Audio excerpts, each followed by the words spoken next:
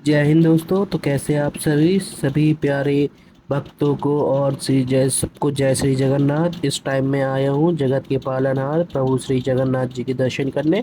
आज की इस खास और इन्फॉर्मेटिव वीडियो में आप सभी को जय श्री जगन्नाथ में दर्शन करने की यात्रा की संपूर्ण जानकारी देने वाला हूँ। आप भी जगन्नाथ जी में दर्शन करने की प्लानिंग बना रहे हैं तो ये वीडियो आपकी बहुत ही ज़्यादा हेल्प करेगा। इस वीडियो में बात करेंगे कि आप यहाँ तक कैसे पहुँचे, होटल और धर्मशाला आपको कहाँ पर लेनी चाहिए, दर्शन करने का सही तरीका क्या है, यहाँ पर दर्शन और घूमने में प्रमुख स्थान कौन कौन से हैं, खाने पीने की फैसिलिटीज़ कैसी हैं। और इस वीडियो में मैं आपको संपूर्ण जानकारी बताने वाला हूँ। वीडियो को अंत तक ज़रूर देखें और वीडियो को एक बार पूरा ज़रूर देखें। इसको एक बार लाइक करें और सब्सक्राइब करें ताकि हमारा पूरा फोकस आपको सही जानकारी बताने में हो।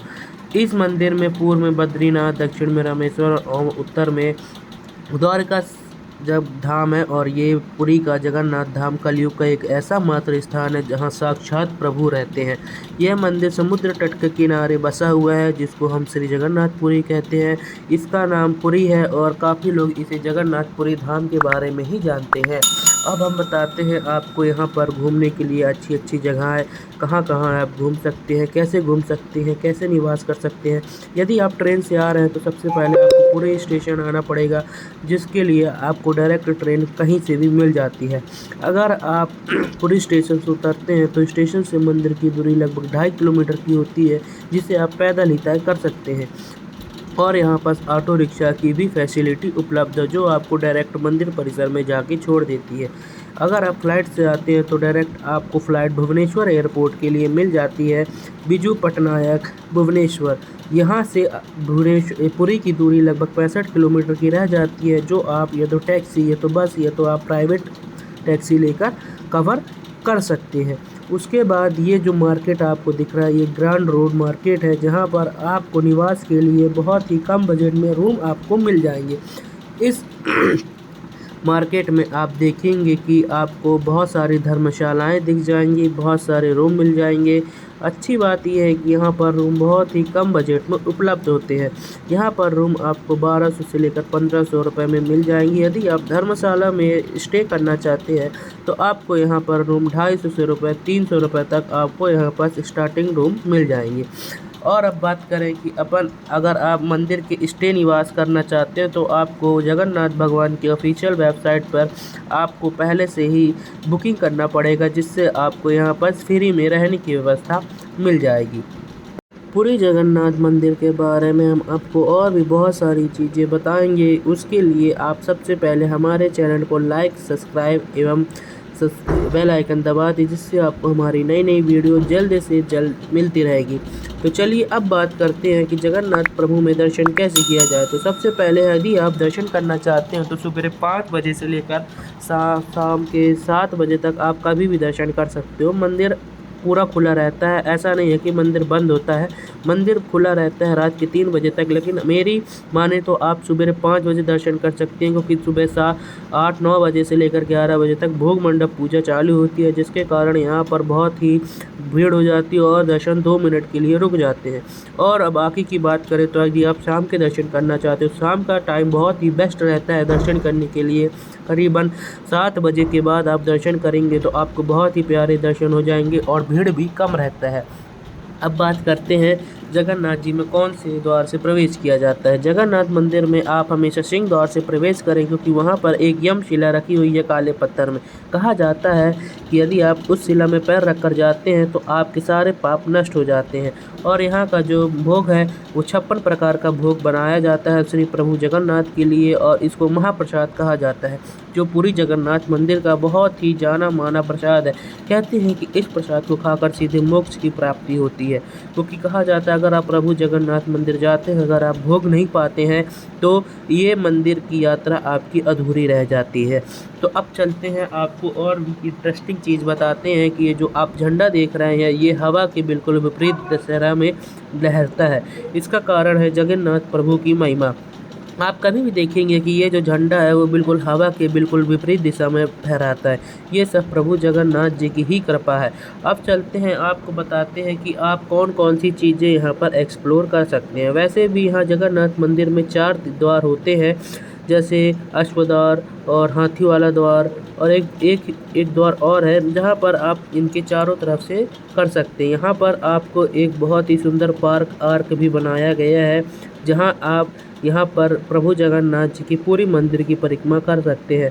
दर्शन का टाइमिंग लगभग 5 से 9 बजे के बीच आप कर सकते हैं, जैसा कि मैंने वीडियो में आपको बताया है, क्योंकि वहाँ पर मंदिर में भीड़ कम होता है और आप अच्छे से दर्शन कर सकते हैं।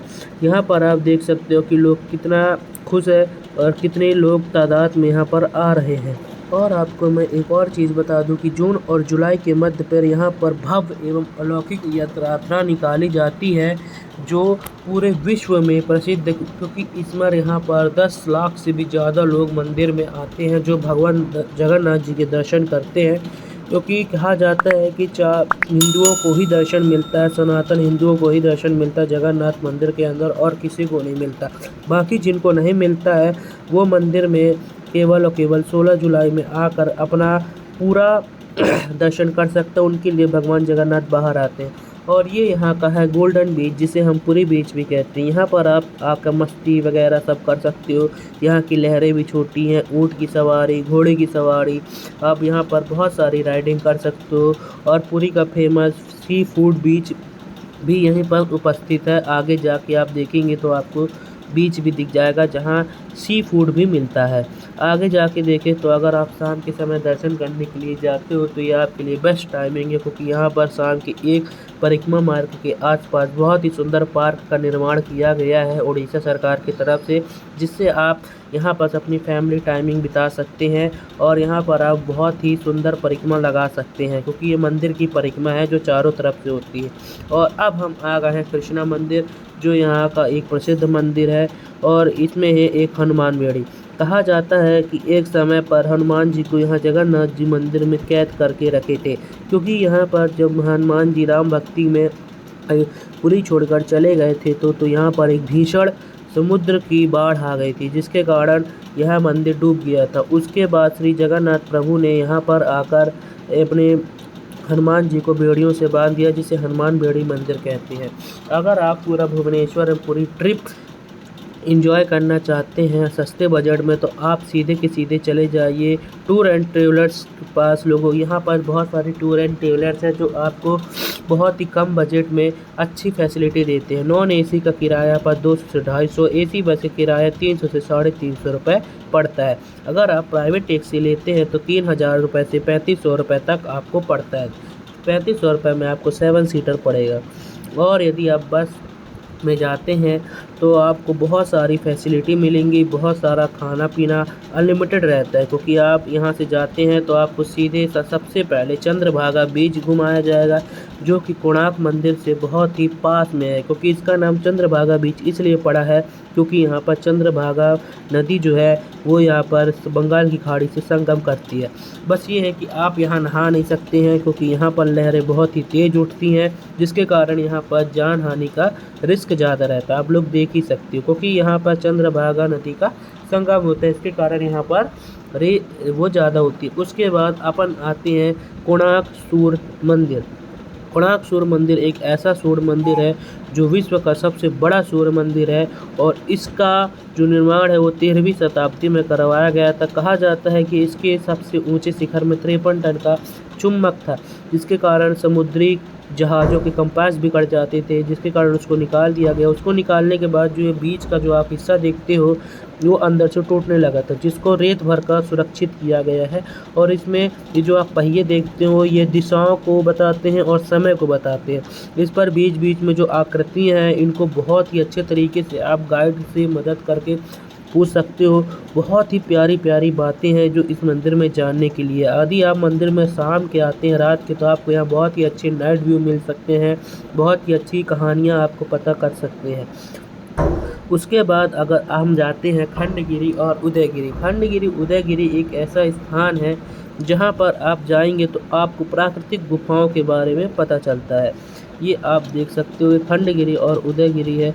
उसके बाद धौली हिल स्तूप होता है, जो सांची स्तूप का होता है। इसमें भगवान बुद्ध की बहुत ही बड़ी प्रतिमा रखी गई है, जिसके कारण यह मंदिर जैन भाइयों के लिए बहुत ही मतलब धाम कहला जाता है।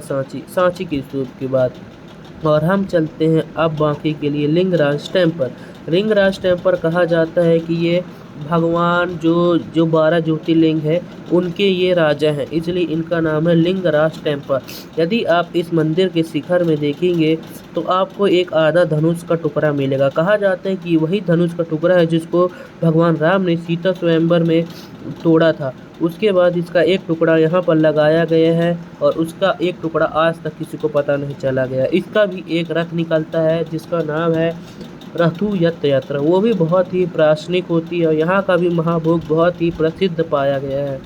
इसमें अंदर ही अंदर बहुत सारे मंदिर है जिनका आप दर्शन कर सकते हो। बहुत ही प्यारा मंदिर है, आगे आप आते हैं तो इसके दर्शन जरूर करें। उसके बाद हम चलते हैं सीधे खंडगिरी और उदयगिरी। कहा जाता है कि ये बिल्कुल प्राकृतिक गुफाएं हैं जो यहाँ की बहुत ही फेमस है। आजू बाजू आप लोग देख सकते हैं, यहाँ से 14 से 15 रुपए का टिकट आता है। आप यहाँ पर टिकट अंदर एंट्री कर सकते हैं। अभी जो आप गुफाएं देख रहे हैं ये उदयगिरी की गुफाएं हैं। यहाँ के ऊपर आप देखेंगे तो आपको विभिन्न विभिन्न प्रकार की पत्थरों में नक्काशी नज़र आएगी और जस्ट उसी के सामने आपको खंडगिरी दिखेगा। खंडगिरी में ऊपर एक बहुत ही प्राचीन जैन मंदिर बनाया गया है, ये आप देख सकते हैं। ये बहुत ही भव्य एवं अलौकिक जैन मंदिर है और ये जो आप अभी हम जिस स्थान पर खड़े हैं उदयगिरी, यहाँ से पूरा भुवनेश्वर आपको बहुत ही आराम से देखने को मिल जाएगा। उसके बाद यहाँ का भारत का सबसे तीसरा बड़ा जू पार्क अपन को देखने जा रहे हैं जिसका नाम है नंदनकानन जू। ये भारत का तीसरा सबसे बड़ा पार्क है जो करीबन 1200 से 1300 एकड़ में फैला हुआ है। यहाँ पर आपको शेर, भालू, चीता, लेपर्ड, लॉयन, हाथी और बहुत वाइट टाइगर, ये देख सकते हैं आप। बहुत सारी चीज़ें आपको देखने को मिल जाएगी जो आपने अपने जीवन में नहीं देखी होगी। साथ ही साथ यहाँ बच्चों के खेलने के लिए एक पार्क भी बनाया गया है। इसमें आई लव नंदन जू और ये सब मेमोरी आप अपने फ़ोनों में स्टोर करके रख सकते हैं। और डायरेक्ट आपको यहाँ से निकलने के बाद अगर आप भुवनेश्वर जाना चाहते हैं तो आपको भुवनेश्वर स्टेशन छोड़ते हुए और उसके बाद 7 बजे शाम के या 8 बजे तक आपको आपकी बस पूरी छोड़ देगी वापस। उसके बाद आप यहाँ पर आपका मन है तो आप यहाँ पर दोबारा से दर्शन कर सकते हो और नहीं करना है तो आप सीधे चले जाइए रेलवे स्टेशन, वहाँ को आपको हर जगह के लिए चली जाएगी ट्रेन। हमारी माने तो आप सबसे ज़्यादा यहाँ पर नाइट सी व्यू का आनंद लें और यहाँ की सबसे फेमस मिठाई खाजा आप ज़रूर ट्राई करें। खाजा यहाँ की सबसे बेहद प्रसिद्ध मिठाई है जो कि यहाँ के लोग एक प्रेम प्रेमिका के उसमें मानते हैं। तो जय हिंद दोस्तों, वीडियो पसंद आई हो तो लाइक, सब्सक्राइब एवं कमेंट ज़रूर करें ताकि एक लाइक आपका हमारा एक बहुत ही मोटिवेशन होता है। धन्यवाद।